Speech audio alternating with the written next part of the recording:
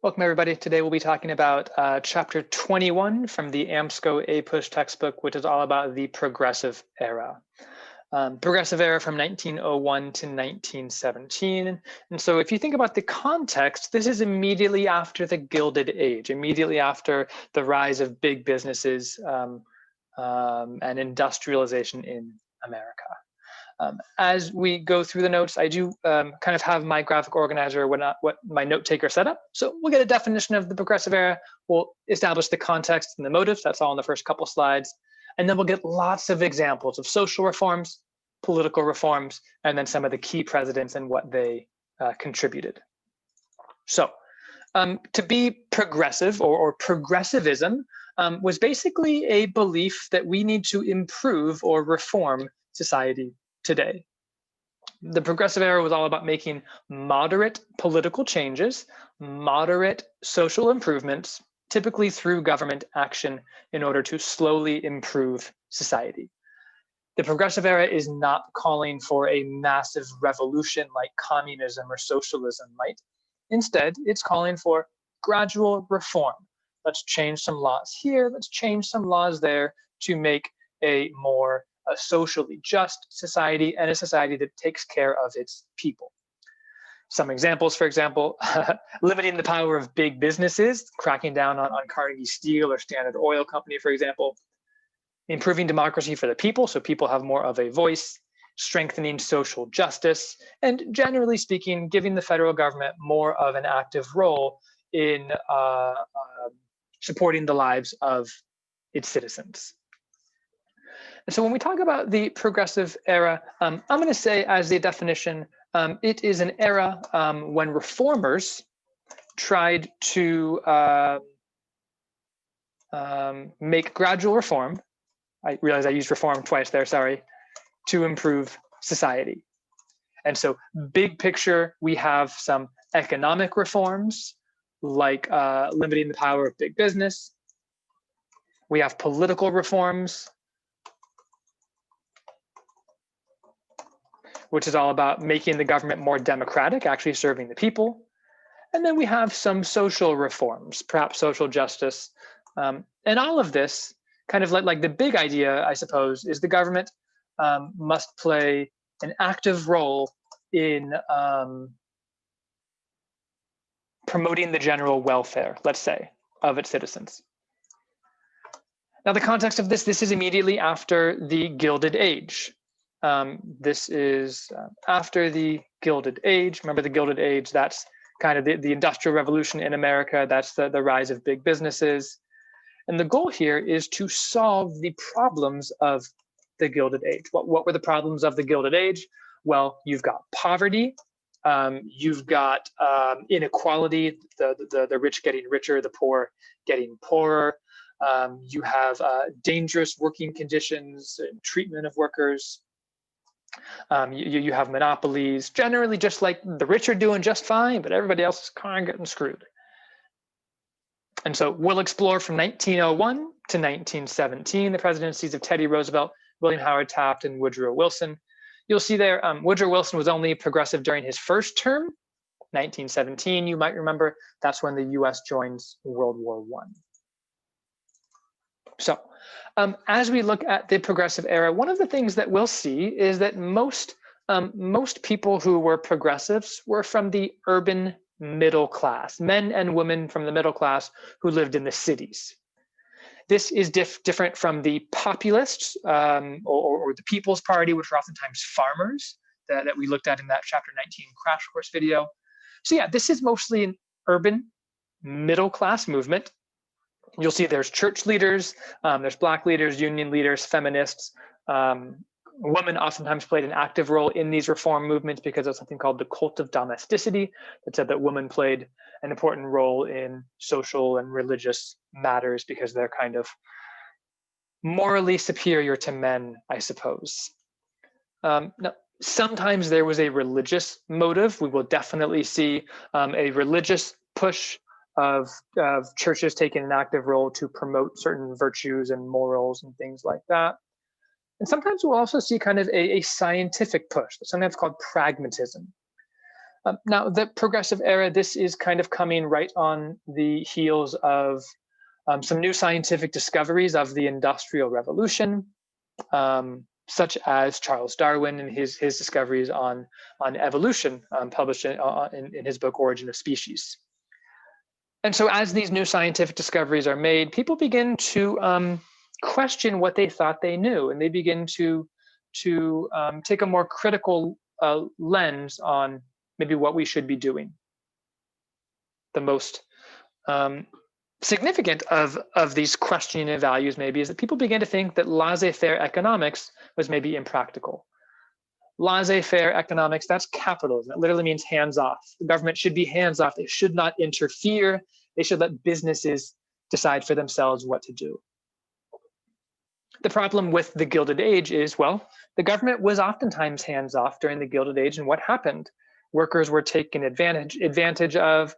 Business owners became robber barons, and they exploited their workers. So governments and reformers began to think that, okay, government should play a more active role in promoting the general welfare. So again, this is mostly an urban middle-class movement. Some motives were religion. Some motives were on pragmatism, kind of taking a scientific approach to improve society. And I'll say here that religion is trying to eliminate vices and make society more moral. And so we'll explore a handful of these different reforms. When we have class coming up next Wednesday, hopefully you're watching this beforehand, we're going to have a project where each person is going to become an expert on one social reformer. A lot of them are going to be mentioned in this lecture. And so pay attention to some of these names, or once you pick your reformer, maybe you come back and take a look at some of these reformers. One of the things that we see that kind of contributes to the rise of the reform movement is muckrakers, trying to figure out where I'm supposed to go. Muckrakers is basically journalists who would write really scandalous and provocative stories about all of the horrible things going on. Like literally they're going through, they're digging through the muck, they're digging through the mud to find these really scandalous, controversial stories. And they basically, newspapers found that those types of stories sell. I mean, it used to be called yellow journalism. If it bleeds, it leads is another version of it. Newspapers realized that, really scandalous, controversial stories sell. So you have a lot of journalists who engage in muckraking, basically digging up all of these underhanded schemes that politicians and businessmen are doing, kind of exposés to exploit mistreatment of workers and things like that. So you have a series of articles about Standard Oil, some of the unethical practices they're doing. You have some stories about political machines, Standard Oil again. Jacob Riis's How the Other Half Lives, which focused on the working class and all of the horrible conditions they were living through. The Shame of the Cities as well, again, focusing on the horrible treatment and living conditions of the urban poor. So muckraking was kind of exploitative. It was taking advantage of these people's struggles to make money, but it also cast a spotlight on the challenges, perhaps, of the working class. So let's say muckraking journalism cast a spotlight maybe on corrupt businesses or politicians, and maybe the horrible working and living conditions. So muckraking by itself did not reform anything, but it inspired people to want to get involved to improve these horrible conditions that they read about. And so we see a lot of political reforms, both on the federal level, the state level, and the municipal or local level, and I'll plug some of these in. On a federal level, the political reforms is all about making democracy more democratic, with what were called direct primaries and direct election of US senators. Very long story short, before the progressive era, when citizens went to cast a vote, they weren't actually voting for their senator or for their president. Presidential primaries candidates were not chosen by the people. They were chosen by party bosses. Think of those political machines, if you will. Same thing kind of with American senators. Senators used to be chosen by state legislatures. They would choose the senators. With these political reforms of the Progressive Era, we now have direct election of US senators from the 17th Amendment. Citizens now vote directly for their US senator, like we have today. And with primaries as well, kind of the same era, 1903, 1915, we have the gradual introduction of direct primaries, where citizens get to directly vote for what candidate they want to hold office. There is still plenty of voter suppression. So some states used white-only primaries, so still plenty of voter suppression, but it's shifting towards a more democratic process. There also, during the Progressive Era, came to be some new things called the initiative, the referendum, and the recall. The initiative is basically when voters could force their state legislature to consider a bill. The referendum is what we have a lot of in California and the US, where citizens can vote directly on proposed laws on their ballots. This is what are called propositions today. So every single election, or typically every 2 years, oftentimes there are a bunch of propositions. And so in 2008, Prop 8 banned gay marriage. More recently, we voted on whether recreational marijuana should be legalized, stuff on healthcare, things like that. This is to make things more democratic so citizens can vote directly on laws. And then there's also something called the recall, where citizens are able to remove corrupt politicians with a majority vote. Former governor of California, Gray Davis, was successfully recalled around 2008. Arnold Schwarzenegger became governor of California. And as I'm recording this in January 2021, there's a push to try to recall Gavin Newsom, the governor of California, because of some frustrations with how he's handled COVID.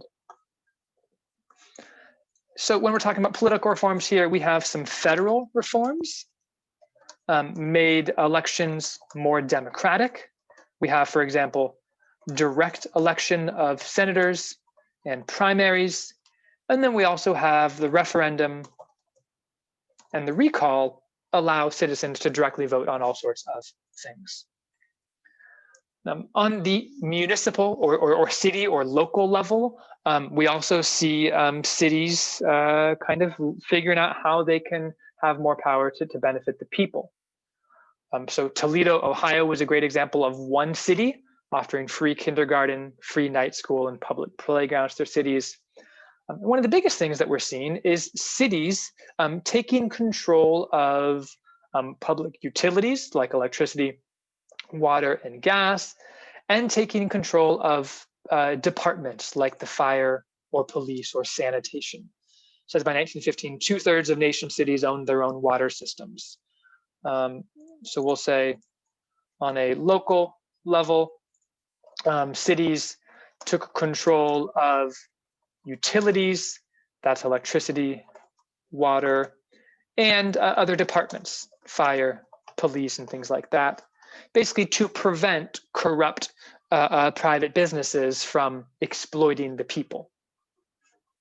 Again, all about making governments more responsive to the people's needs. If city governments control these things rather than big businesses, maybe they can respond more to the people's needs.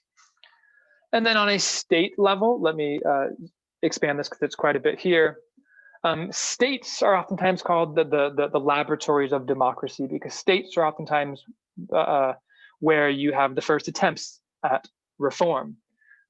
A modern example, President Obama, when he created Obamacare, which expanded healthcare access, he actually kind of borrowed or was inspired by something that a Republican actually did, Mitt Romney, as governor of Massachusetts.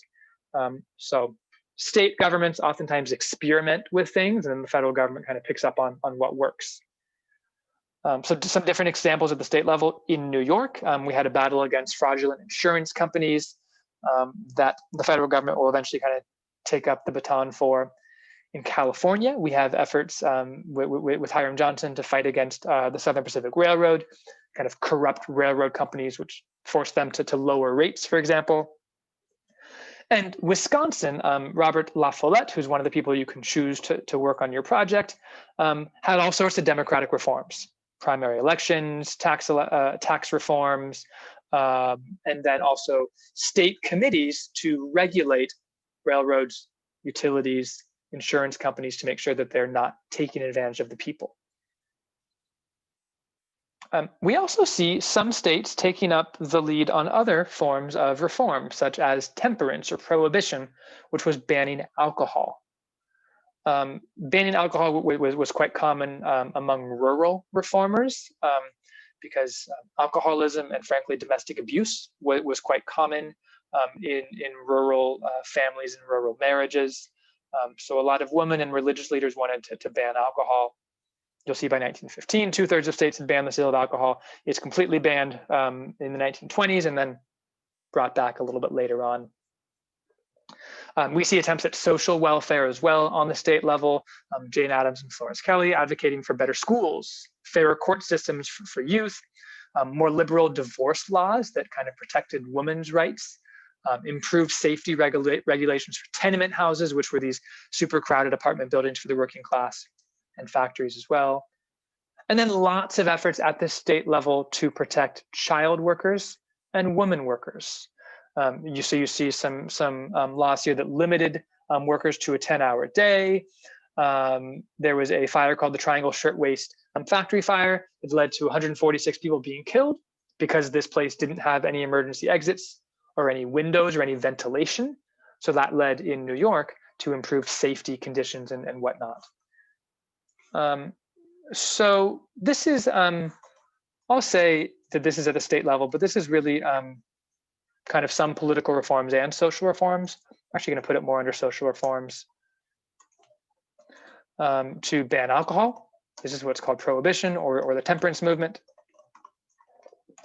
To improve working conditions. So for example, shorter hours, to protect women or children, safety conditions, and then social reforms as well, better schools, court system, etc. There's so many examples here, I don't want to throw them all out. You'll become an expert on a couple of them next week. Now, digging in through some of the different key presidencies, Teddy Roosevelt, William Howard Taft, and Woodrow Wilson, kind of what they each did. Theodore Roosevelt was president from, I believe, 1901 to 1909. I might have the years just slightly off. After William McKinley was assassinated, Teddy Roosevelt was the youngest president in US history, 42. He became famous during the Spanish-American War. He led a volunteer army called the Rough Riders in Cuba against Spain. And he really thought that government should take a very active role in improving the general welfare of its people. And so you can see that he tried to do a lot for workers, which led, as you see here, to a 10% wage increase in a 9-hour workday for coal miners. He also did what's called trust busting. A trust is like a form of monopoly where businesses kind of illegally work or conspire together. So he broke up monopolies. He broke up the railroad monopoly, broke up Standard Oil, broke up other kind of corrupt trusts to make things more fair and equitable for consumers. He also, I already said that he regulated railroads to make pricing more fair. He also tried to protect consumers with what's called the Pure Food and Drug Act and the Meat Inspection Act, which tried to make meat packing plants more sanitary, safer.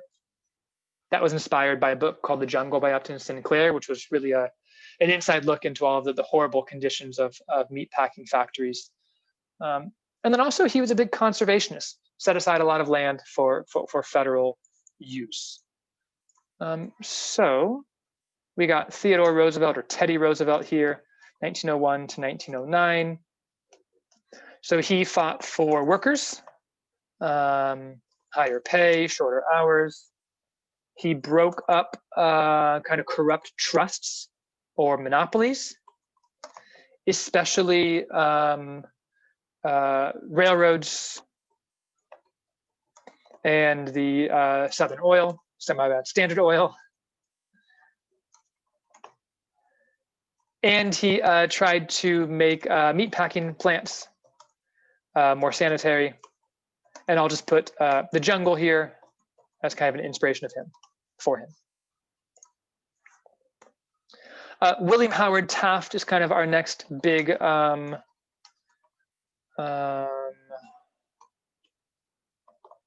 progressive president. Sorry, I'm trying to multitask here.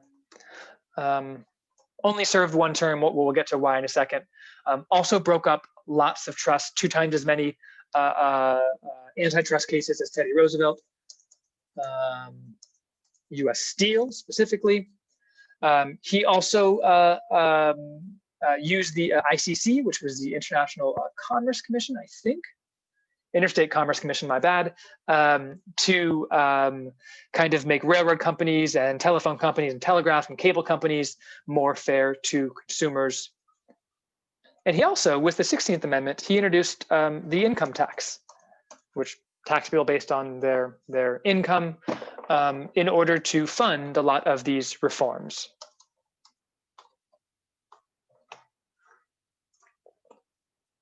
Okay.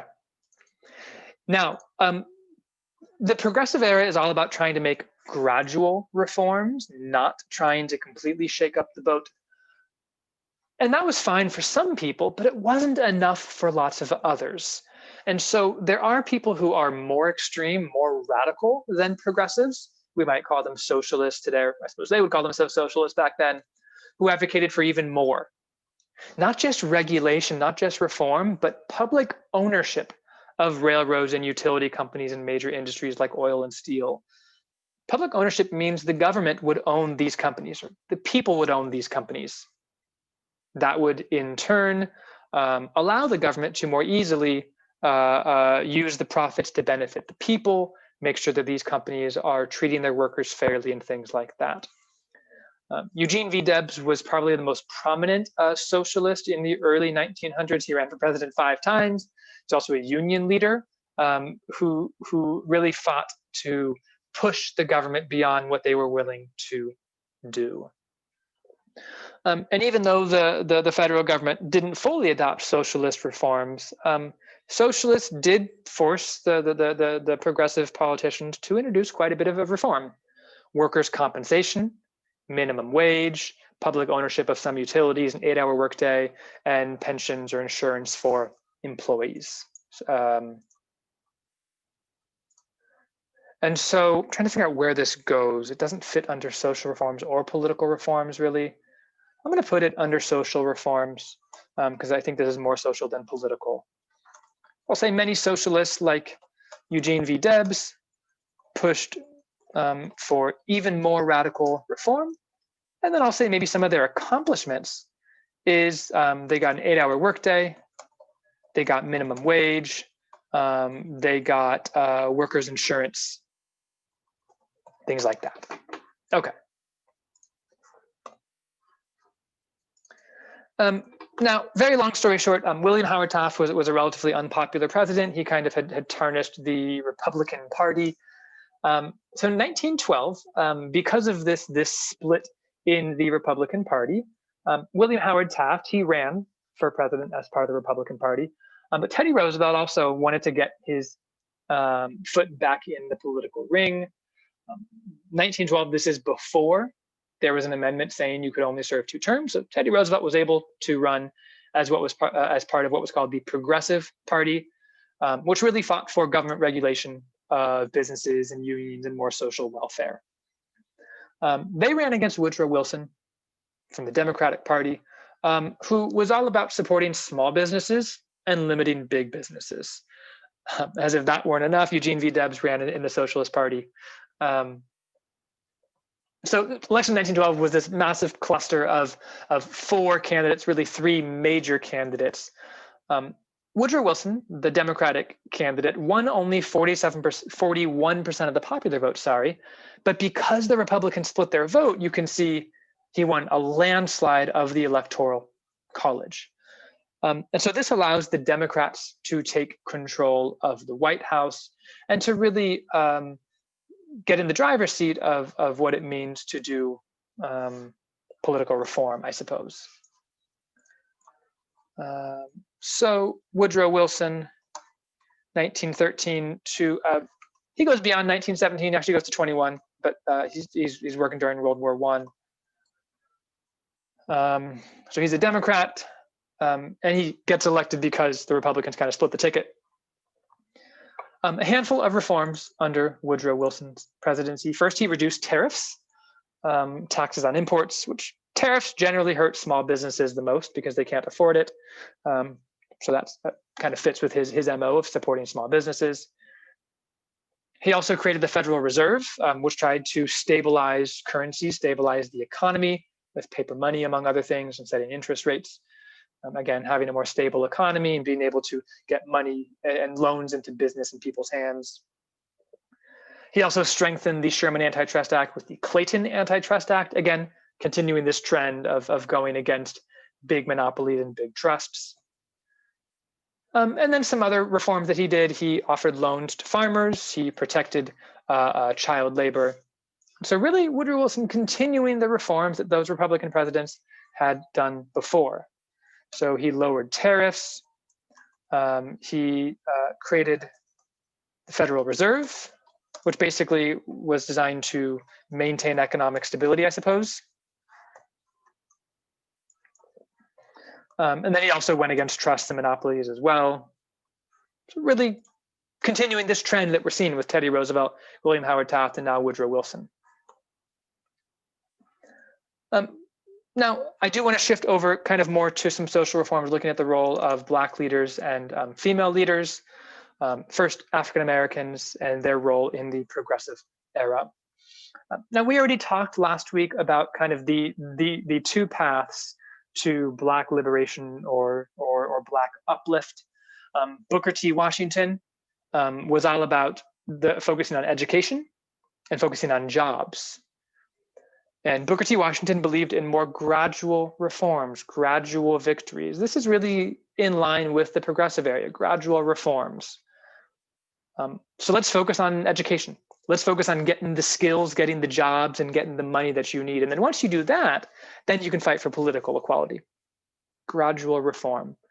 Maybe he was practical, maybe he was realistic, but for a lot of people, it wasn't enough. And so W.E.B. Du Bois argued that, nope, we need full-on political and social equality. We can only get this economic independence that Booker T. Washington called for if we have political and social equality. And W.E.B. Du Bois believed that this fight should be led by what he called the talented 10th. Basically, the most educated 10% of Black leaders in America should be leading the fight for everyone else. Now, amidst this backdrop and these two different arguments of how Blacks should improve their living conditions, what was called the Great Migration, where 1 million African Americans migrated from the South to the industrial North. Now, a lot of that was because of deteriorating race relations in the South, destruction of the cotton crops by some viruses, and job opportunities in the North. The North is not necessarily going to be a promised land. Blacks will face discrimination in the North, but this is really going to reshape the demographics of both the North and the South. So many Blacks migrated north looking for jobs. This is called the Great Migration. And there are two approaches or two paths for Blacks to improve their status. Booker T. Washington called for gradual reform with a focus on education, skills, and jobs. And then W.B. Du Bois, which was really calling for total equality and more drastic reforms, being willing to agitate and really demand these reforms. As Black men mostly are advocating for their improved conditions, there's also the women's suffrage movement happening at the same time. You might remember the women's suffrage movement kind of started in 1848 with the Seneca Falls Convention with Elizabeth Cady Stanton and Susan B. Anthony. And the suffrage movement really picks up steam during the progressive era. This became especially popular, I guess, during and after World War I, because women played such an active role in World War I on the home front, working as nurses and factory workers, that basically convinced Congress to pass the 19th Amendment in 1920, giving women the right to vote.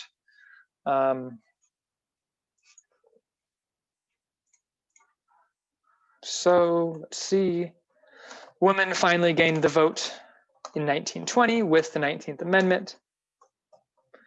This was after women's kind of active role on the home front in World War I. And this also leads to pushes for other reforms, or leads to other reforms for women. We see a push for birth control, the birth of Planned Parenthood by Margaret Sanger. We see a push for more education.